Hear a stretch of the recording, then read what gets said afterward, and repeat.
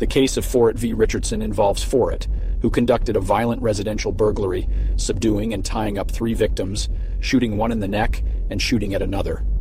He fled in a victim's truck, taking several firearms and 250 rounds of ammunition.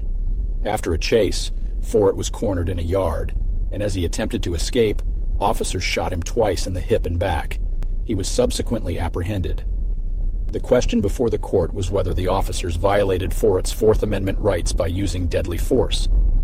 The court used several factors to decide this, including whether the force used was objectively reasonable under the circumstances, whether there was probable cause to believe that the suspect posed a serious threat of harm to officers or others, whether the use of deadly force was necessary to prevent the suspect from escaping, and whether the decision to use deadly force was reasonable from the perspective of an officer on the scene.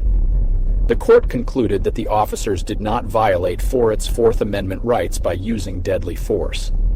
The court found that Forrett had demonstrated an intent to evade arrest, was known to the police to be dangerous, and had not heeded warnings from the officers. There was no clear and reasonable non-deadly alternative for apprehending Forrett.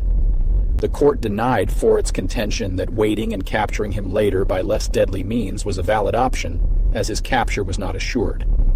The court emphasized that the officer's decision to use force should be evaluated from the perspective of a reasonable officer, rather than with the luxury of hindsight.